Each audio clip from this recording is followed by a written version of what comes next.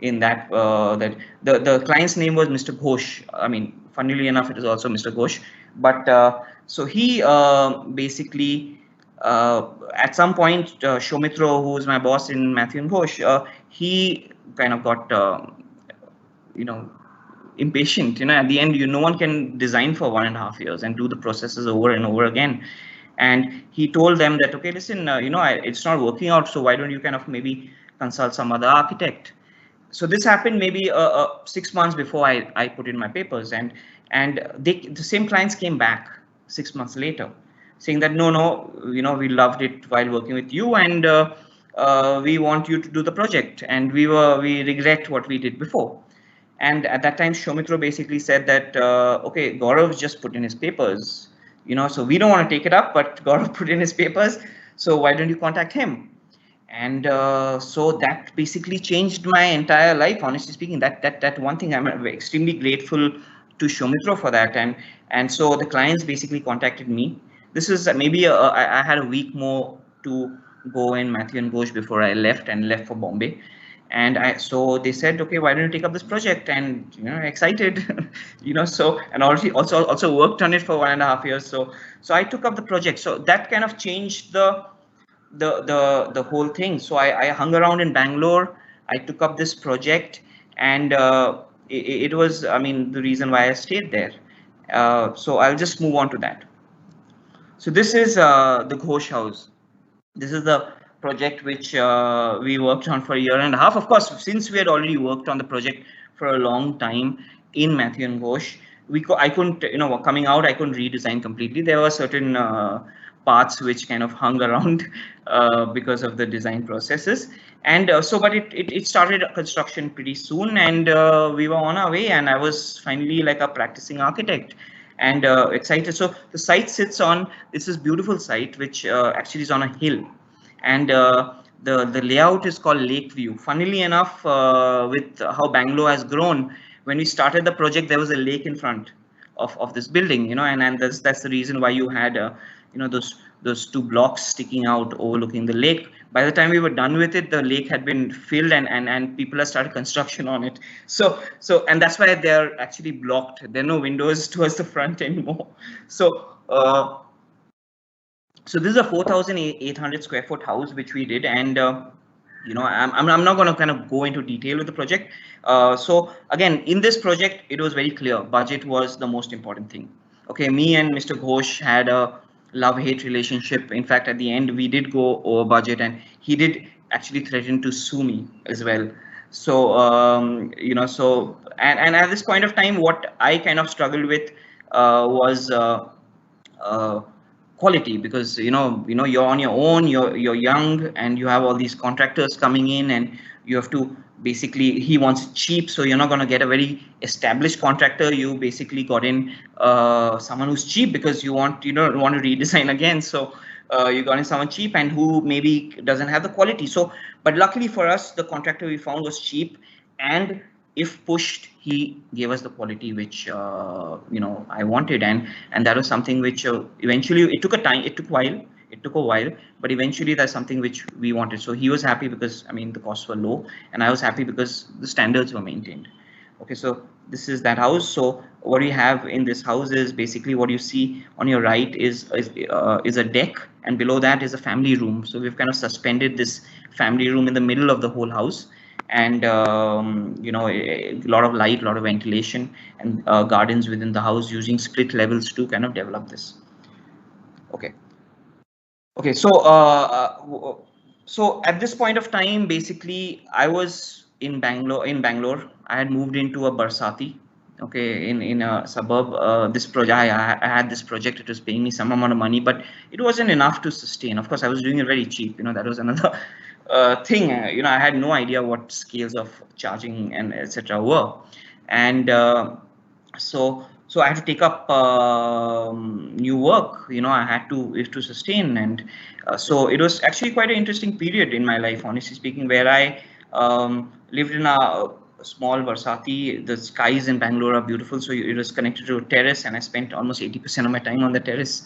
And so then I kind of kind of went out there and got in a few projects here, there, small projects, one toilet here, maybe something here to make a living. And I remember being completely broke. And another reason why I didn't socialize too much was because of the fact that I was completely broke.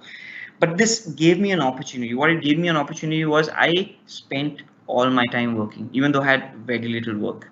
So what it made me do is it made me understand, it made me visualize every little thing about a project. It made me visualize, go into really in-depth analysis of sites, of things like that. And I really, because of the time I had, I broadened the palette of what design is, or what you're taught in college. I realized that, people's moods are related to it. People, family getting together is part of it. How do you make a family get together every evening unconsciously? How do you get the sun in and create the school space so that everyone sits there in the evening? How do so those are the kind of things we went to. Of course, there was material, there was this, there was concrete, there was cost was always a stress. And this project I'm quite thankful for, because of the client. I have, I really developed a good control on costs, and I think that has a huge role to play to what I can do as an architect. My kind of the spectrum in which I work increased because of my knowledge of course. So I'm extremely thankful for that. So now, so in this whole period of time with the struggle, so we kind of did, small projects here there. And so the next project which I'm going to talk about is a project which actually is, strangely enough, these are one of the deals which you have to do in those situations, in order to survive. So this is a project which actually the client didn't approach me. It was the contractor who approached me, which is a very messy dynamic to begin with. If a client approaches a contractor directly, then his idea of design is, generally questionable. So, but that was the situation. And this is a rich client who had a penthouse, and not a project which I'm completely proud about, but at the same point, it did play a role in terms of what of orienting kind of me towards what I wanted to do, understanding that this is not what I wanted to do. So that was something which it did, and that's the reason I included it in this presentation. So this site was this beautiful penthouse with, you can see the balconies there, overlooking these lakes, and fantastic views of the city.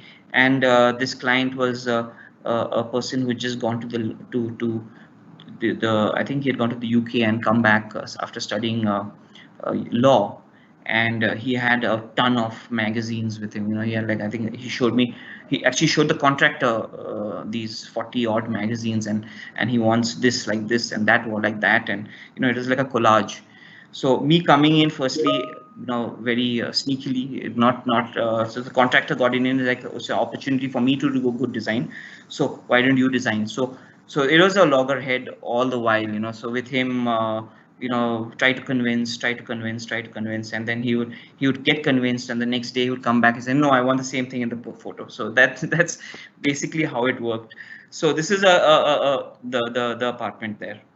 Okay, so again, whilst this was going on, we had days when I had no money, absolutely zero money in the bank, zero money in the wallet, maybe 2 liters of petrol in my bike, and a couple of Maggie packets in my kitchen, or the pantry which I was staying in.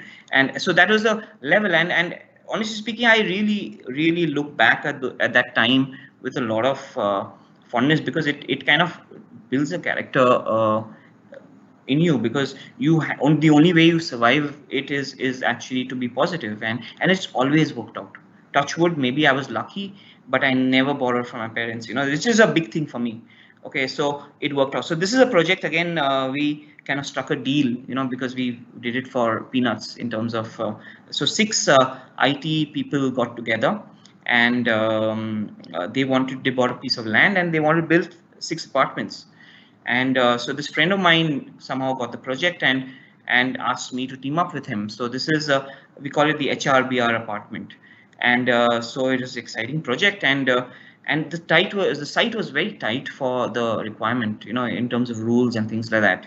If you want a 3-bedroom house, basically your entire site goes, and of course the ground floor is going to be parking. So what we kind of did here was, so what you see in the drawing, what you see above in the drawing is your typical what was expected out of them and what they expected as well out of the project. So here we really fought, for the lower approach, where we actually built each house like a stilt level, as a like a split level, sorry, and kind of snuck in these common spaces in, into the building, and made each house kind of slightly different, and it was a we had to meet 6 of them and convince them, and they would say no, and then we would go back, and then we'd come back with the same design, or with more presentations to convince them, and they would say no, and then we'd go back again, and you're gonna have kids. They were all our age, and they were, none of them are married. None of them cared about what their future kids would, where their future kids would play, and where the future kids would kind of sit, and whatever. So, but we said no, you have to kind of leave some common spaces. You have to. So what you see on your right is the other common spaces. So eventually we managed to convince them, and it was a big victory. And this project was actually quite challenging because each client was very different. I mean, and they hadn't come to us because we had no work to show. So they just were random people who wanted to make a building. So it was quite an interesting negotiation, actually, because today, as an architect, people come to me after seeing my work, and they know, okay, listen, Gaurav's gonna take care of how it looks, but here it was just a blank slate, and it's very difficult early on in a career to kind of make people trust you, especially with their life savings, because eventually that's what it is. And so as you can see in the elevation, you have like different styles of wood in every windows, in every house, and so it is quite a collage in that sense. And funnily enough, this is a project which, and you can see an apartment, one of the apartments below, which is at the bottom with the split level, and how the dining and the living kind of integrate. And funnily enough, this is a project which I'm actually commissioned now, 10 years later, to kind of update, and they're all now married, and they've got kids, and the kids are going to school, and they're finding the house is really small, and yet they want to kind of remain. They have the opportunity to go outside and buy, but they just have become best of friends, and they want to kind of stay there. So it's an exciting project for us, and so we are actually looking at how we can restructure this whole building. And 10 years later, so it is actually a chronological restructure, a different layer which kind of comes into the original layer. All right. So okay, so this period actually was quite a interesting period for me, because you know we were one enthusiastic, vulnerable, young architects, and we got conned left, right, and center. I didn't know anyone in the city. I was doing one project, but I really didn't know too many people. So we went where the road took us, and there were a lot of situations where we lost a lot of money, and or people didn't pay us, and this and that, and that's part of the whole thing. I mean, in retrospect, it's part of the whole learning curve, which kind of happens. And of course, you get bitter. The IT guys who were there in the previous project, they were IT guys. They were your age, and as architects, we really don't earn as much. So you have those periods of frustration, that those guys can afford a house for themselves, whereas we basically can't, probably afford the fuel in our bikes. That was the amount. But the struggle, kind of what it made me do is it really grounded me. Okay, it really grounded me. It made me look at the positive, because there are a lot of positives in everything, and it made me look at design. It made me look at I always thought big. I never thought small. That was something which this period, because if you thought small, you would go into depression or something like that. But that's how it was. And for me, it was very clear that I had to get work on paper. I had to, not paper, sorry, built, because no one's going to trust you building something unless you have connections and uncles and aunts and whatever, who are willing to spend on you. So it is quite a challenging period, but I honestly speaking, I owe a lot to this period, and the way I am has a lot to do with this period. And during this period, actually, the further studies, 2007 had hit. So a lot of friends of mine who had gone to, your big colleges in the US and things like that, they had started coming back because the recession had hit, and they had huge loans on their head. And in lots of ways, I was very thankful that I hadn't gone, because there's no way I would have been able to survive with a loan on my head. And coming back to India and paying that was a so I kind of kept on deferring my kind of going abroad thing. This was all temporary until Ghosh House got built. That was basically what the thing was. All right. So okay. So now, funnily enough, what happened in 2009 was Ghosh House got built. I was ready to pack up. My dad had a stroke, so I was ready to pack up all my commitments in Bangalore and leave for Bombay, and stay there and then go for my further studies. That was what the plan was. And again, the same person who kind of made a difference, Mr. Ghosh, who's so he was the MD of a company which was basically a garment manufacturing company, and he kind of strongly, though he wasn't the boss, he strongly put in my name to as the architect for his new factory, and put his job on the line literally for it. So I'm extremely grateful for that. And so I got this big 130,000 square foot factory to do, and it was intimidating as well as this thing. So this is the next project which I did. This is Laguna Clothing Factory. This is a factory which we built in. It was completed in, sorry, I think there's an extra zero in 2010, but it was completed in 2010. And of course, the hangover from doing Mr. Ghosh's house was that, oh my God, I'm so scared I'm gonna exceed his budget, and so I was very, very cautious in this project, extremely cautious, more conservative than I usually am in this project. Because firstly, larger project, you have no idea where the money goes. So so this is a project which is actually, we concentrated. I actually studied the factory. They had an existing rented factory, which I studied really well. At the end of it, I spent 3 months doing that, and at the end of it, I knew the process better than a lot of the other people. So so I knew what needed to go. And I wanted to create an open office. In the old factory, it was very clear the workers were in one place and the staff was somewhere else, and the division was extremely kind of clear cut.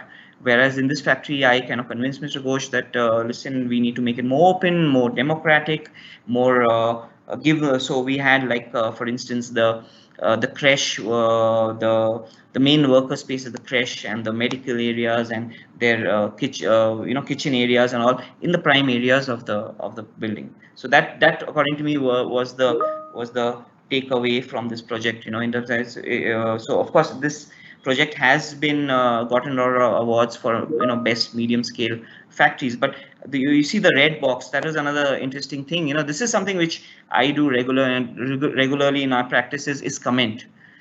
Do commentary through architecture, because this project is situated around 70 kilometers from Bangalore, and middle of nowhere literally. And this company is a half French and half Italian company.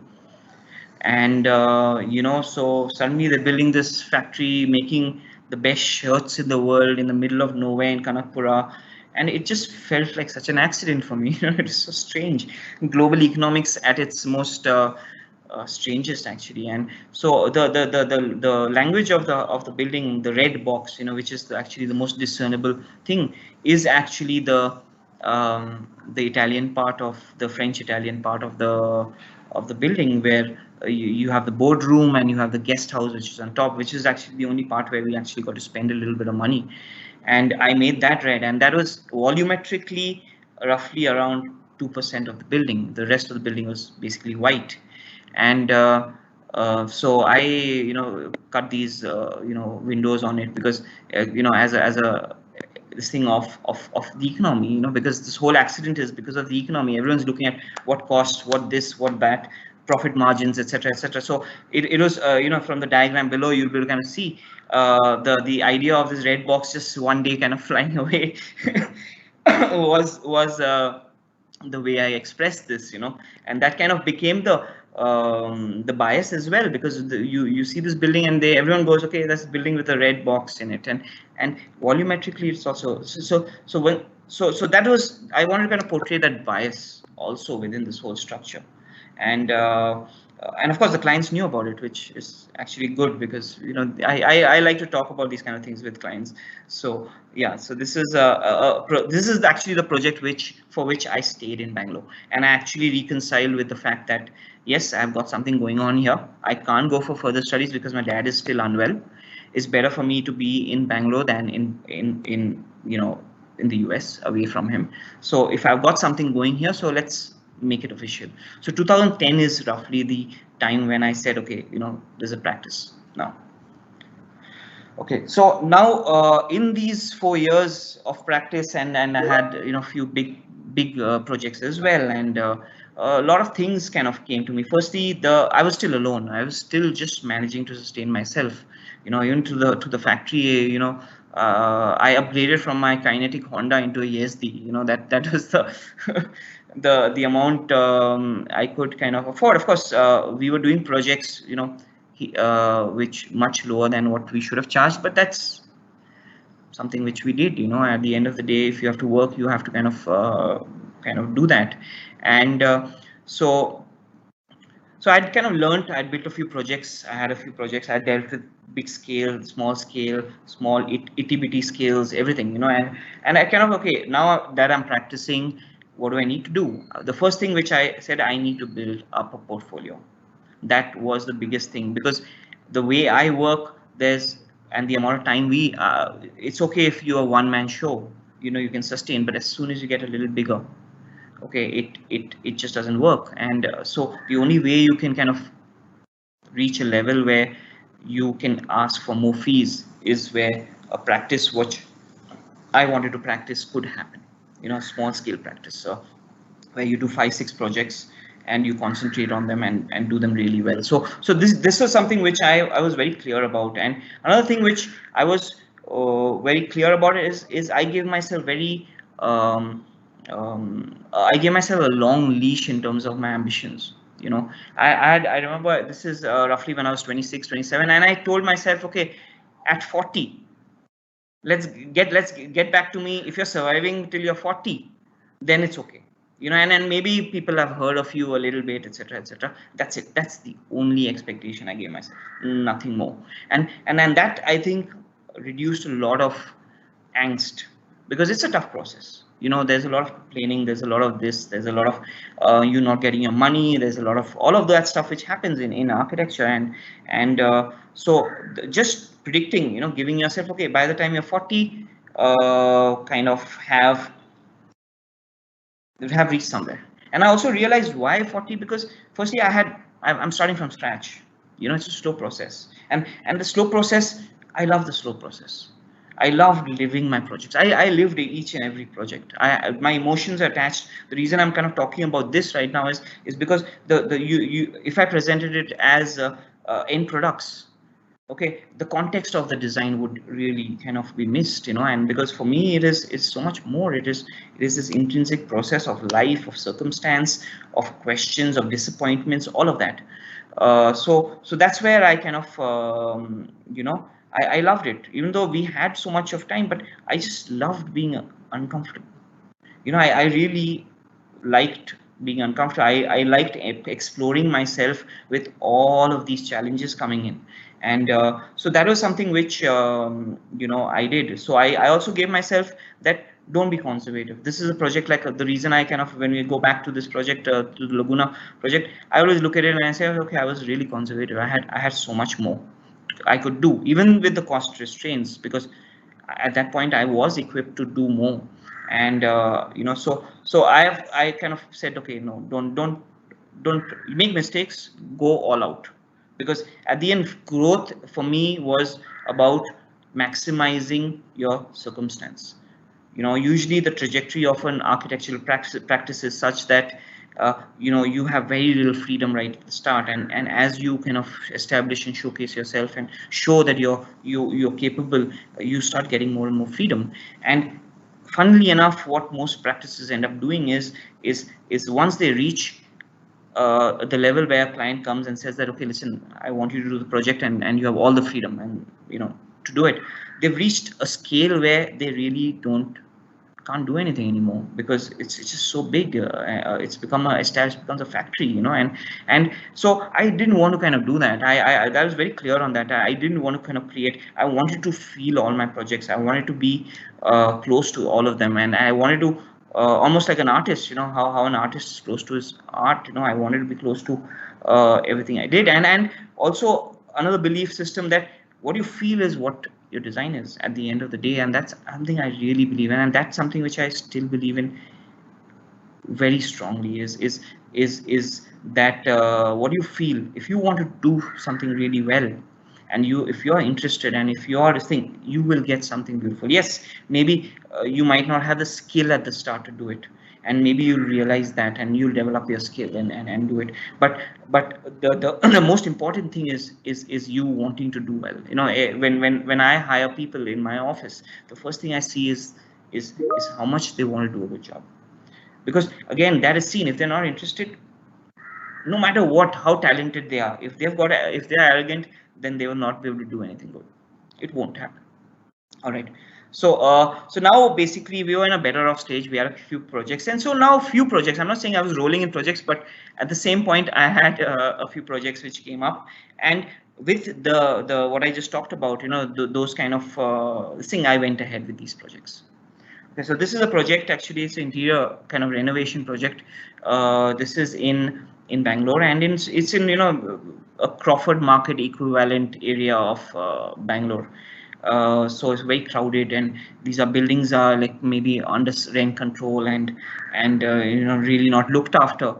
And so this client actually had rented has started his business in this building, and slowly grown over a period of time. So he had kind of started with the third floor, and then grown to the fifth, and then taken up half of the fourth, etc., etc. And this is all in rental. And then he took up the cafeteria above, and it was all like ad hoc. It was done as and when they kind of felt like. So this project was basically, he contacted us and said he wanted to consolidate within this, and he was completely okay with. Because he had been there for 30 years, he's like, I don't own it, but I don't care how much you spend, because I don't want to move from here.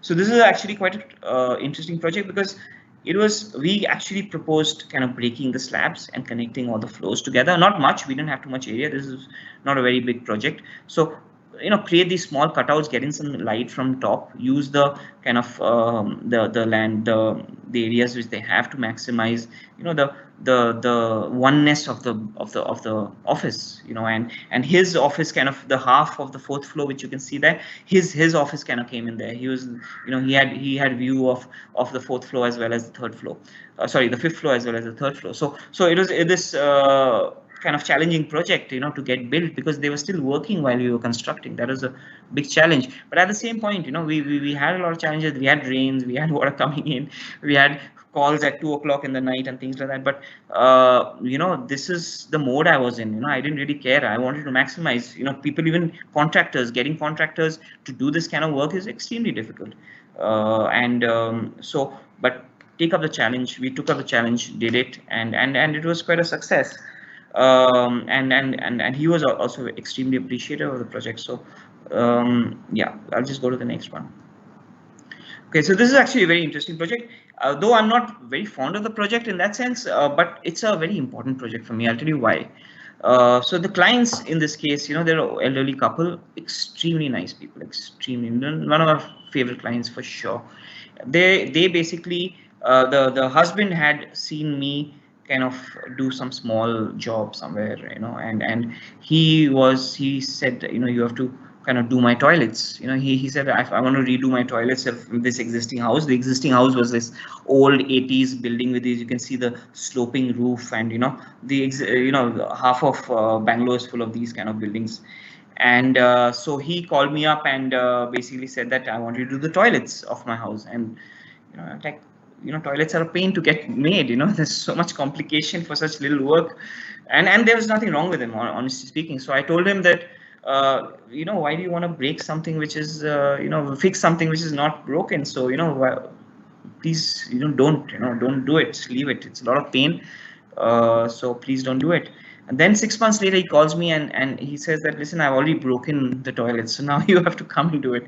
So yeah, so I came in, and I came in with my people, so I designed the toilets, and suddenly he goes like, okay, let's do the flooring also. What do you think of the flooring? Let's do the flooring as well. I said, yeah, really? Okay. So then he goes after like 15, 20 days, and he comes and says that, why don't we just change the design completely, and see how we can make it better. And this is a load bearing building, so it's not something which you can like. So we are kind of half done with the toilets when he kind of tells us all of this. So this is a project which I call fragment house, because the design brief never came to me at once. It came in fragments, and I had to kind of go back and think, okay, what did he tell me before, and what was I designed before? How do I update it? How do I kind of revise it to make the whole thing? So funnily enough, what you see this weave, this line thing which you see there, that's actually the motif of which I kind of use to represent the process, because it's actually stitching together, this completely fragmented process, which we had to do. But at the same point, the clients were lovely. They were fantastic. They were, you have the lady there on the swing, you can see her there. They were childlike. They were very difficult to convince. They were very conservative in terms of, I could not blow their minds with the design. There's no way they would have that. But at the same point, I'd kind of reached a level of patience and understanding where I realized that it was not about taste. It was not about this. It's about negotiation. It's about discussions. It's about, kind of talking and being as honest and as open and as close to your clients as you can, and as warm, and because it eventually reflects in the design for sure. So this is a project which I just wanted to talk about, because I'm still close, very close to them, and they actually call me. They make up work for me. They actually, they tell me, Gaurav, something has broken, and then I go there and actually nothing is broken. So they just make up excuses so that I take up time from, I have been busy, so they've been trying to. So they're that kind of clients, and so I just wanted to put this project. Of course, I wouldn't if, and they eventually end up spending 1 crore on this project. If they came to me right at the start and asked me, okay, I have 1 crore to spend, and what would you design? It would definitely not be this, So this is a interesting project for me. All right, so this is another project which is actually extreme tough. Again, this is and ambitious, like this is the 17th floor of a building. Okay, 17th floor of a building. It's a penthouse, and usually what happens with these builders is that they make the flats, design the flats really well, and the penthouse are usually accidents, because this is just one of them everywhere. So there's just accidents. They just kind of the columns are going up anyway, so they negotiated the columns and make the bedrooms. So these clients actually were completely open, and they gave us a lot of freedom here. They gave us a budget, very strict budget, and said that, okay, this is the budget, and I want you to kind of redesign. So we actually redesigned the entire house. We did not adhere to any of the old plans of the house, and so this is actually a joint family. So the two brothers, their respective wives, their children, respective children, and the parents, and so this is actually a joint Marwari family. So the joint family where they wanted to live together. The kids did not have a room of their own. So what we did, what you see at the bottom is the guest room, which has like bunk beds, which we gave them a space. Otherwise, the plan was that, okay, they sleep on the floor when guests come, etc., etc. No, I said no. We cannot give them a dedicated space, so we kind of carved out this whole house there. The steps were kind of extended so that people sit there, the grandparents sit there looking after the kids. There's a play area which we made, which they can walk in from here, and opened up the windows of the bedrooms, created the kind of openness, compact, vibrancy in the house. It actually doesn't feel like an apartment at all when you kind of walk into this. So this is a project again which was quite interesting. All right, so this is a architectural project. It's called the lateral house. So this is a very kind of this is completed in 2012-13, roughly that time, and the clients were Sorry to interrupt, Gaurav, but Yeah. we're running short of time, so we'll have to How much rush a time do little we bit. have? Our time was until 2:20, but I think we can finish this project and then we'll open the questions. All right. Okay. All right. So this is a project which basically the clients were very fixed. Vastu compliant to the core. This is an Excel sheet which was sent to me, and uh, uh, so with architecture, what we have faced is that Vastu has always kind of set the plan. The plan's been set. Before you actually attempt doing anything, the plan is already in place. So the way you kind of play is actually in your volumes, and that's why I use a lot of split levels in our projects, because split levels is something which allows you to start changing things in terms of volumes, in terms of spaces, things like that. So this is a house which we did at very low cost. Again, this is I think 48 lakhs for 3,600 square foot project, and we kind of but very interesting spaces, completely spatial. They expanded, so you start off from a squarish kind of living room, and then the house kind of, as you go further and further into the house, into more private spaces, the house kind of expands and becomes a different house from what you experience from the more public living room, so to speak. Okay, so I'm just going to kind of quickly kind of go through the other projects as well, Mamta. This is a project in Bellary, and which we have done, and again, using the split, Vastu played a huge role. So using the split level, of course, the climate of Bellary is very different from Bangalore, so we kind of made really small openings so that you restrict your hot air which is outside coming in. You create a microclimate inside, getting greenery, getting this kind of thing. This is again a Marwari client, so traditional in the sense. So we kind of got in the women usually kind of in the community spend most of the time in the kitchen. So we actually made a cutout, what you can see at the bottom there, over the kitchen, so that whenever they're in the kitchen, they're still part of the house, and that's the family room on top. They can actually pass food up, and so those kind of factors actually became very important for us, that we have dynamic houses. We have energy which is created. We create though everyone is kind of in different places of the house, but the house still echoes of one energy and one kind of this thing. Again, Mamta, how much time do I have?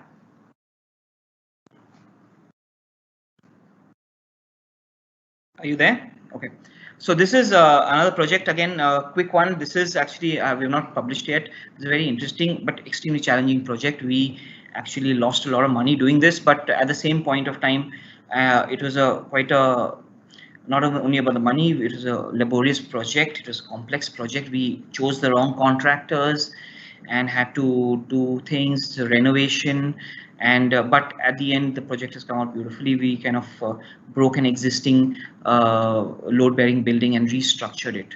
We broke out the center part of it completely, and put this 2x2 section structure within it, and we call it the scaffold house, and put in the spaces and figured 3 houses originally into 2 duplex, and this is for the father and the son.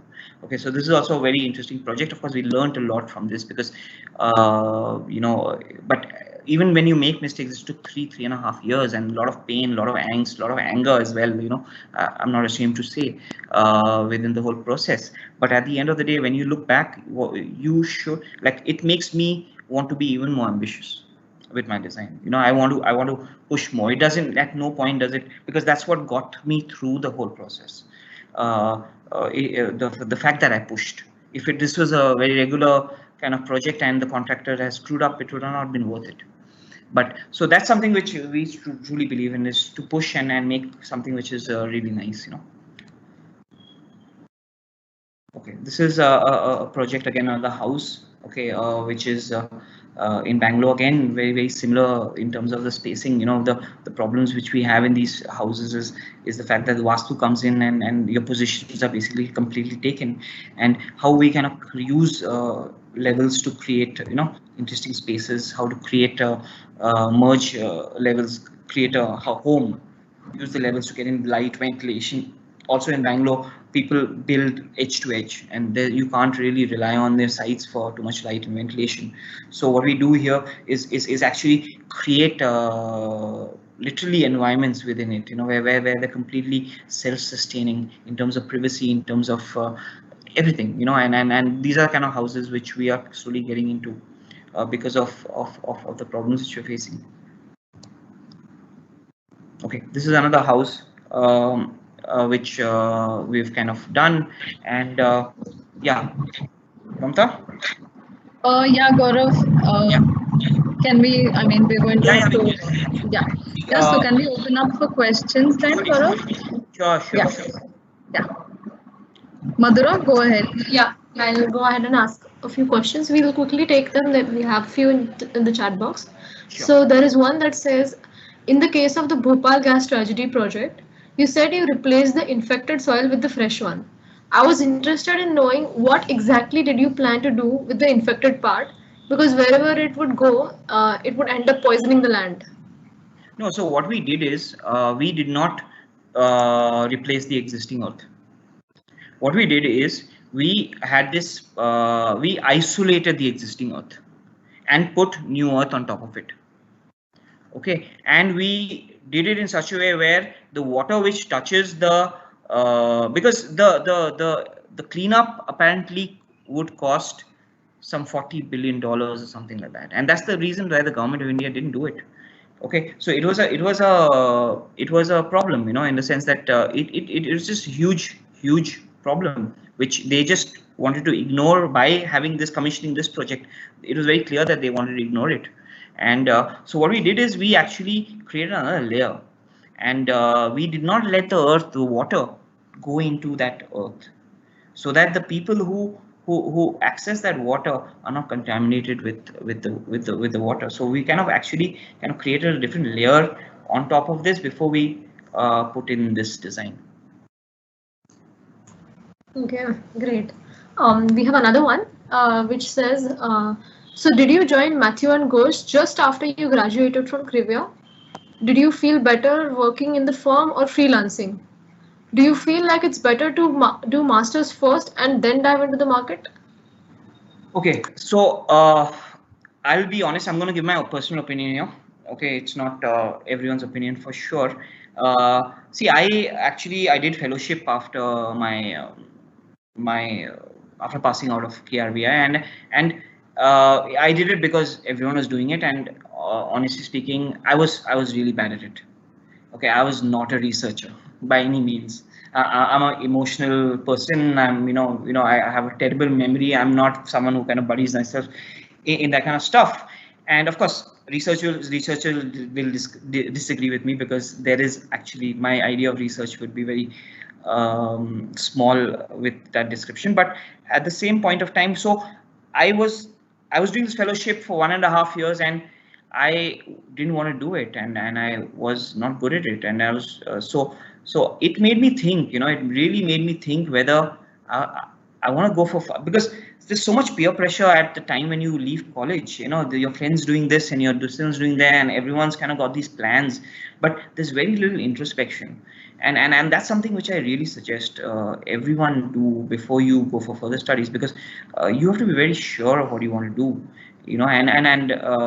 Last thing you want is to be doing something just because you went for further studies, and then now you need to pay off the loans, and your life has changed. So take it. My suggestion is take some time, understand. Of course, it could not be architecture as well. It could easily be something else. Kamala Raja students are doing exceptionally in so many fields, and so take your time, think about, be as introspective as you can, be as hard as you can with yourself to understand what you enjoy, and pursue that. And further studies is something, honestly speaking, I'm someone who I'm very grateful I didn't go for further studies, because I got to rough it out. There's no way I would have roughed it out if I came back from further studies and at 35 and things like that. There's no way. So rough it out. At least have that experience of roughing things out before you go for further studies, maybe. Because that's the only time you can do it, and that's going to help you at the end of the day. Okay, that's great. We have another one that says, when you were going through a rough patch, did any of your experiences affect your design philosophy in terms of the way you worked and your design processes, or any architectural principles? So okay. No, of course they did. It does. So what I have kind of developed is that's the reason, you know, what you do is I take 6 hours to if I have 6 hours free is when I'm going to sit and design, you know, that so it has time for me to get rid of all the things, all the emotions which are baggage from outside, and be as calm as I can be with myself, and then I start designing. It takes me an hour. I will not bother designing if I have an hour. There's no chance. I'm not going to do it. I'm not talking about detail. I'm talking about the overall design, because I have kind of created this thing. So I wake up at 3 o'clock in the morning usually every day, and that's my design time, because otherwise you have your phone calls, you have this, you have that, all of that's coming in, all your emotions coming in. You know, this guy he did this, that guy he did that, and last thing you want is that you want to be the positive person. You want to be the person who wants to create the world you believe in, you know, and that's very important in architecture, is that we're always negotiating with the world, and we don't want to create schisms. We want to create a world. We want to create positivity. We want children to grow up in our houses and have that twinkle in their eyes. That's what eventually drives you, you know, and so it's very important for you to, you know, nurture that space, because at the end of the day, if you don't have that space, I've done projects which I am absolutely hate in the sense that it isn't me, you know, just not me. There were projects where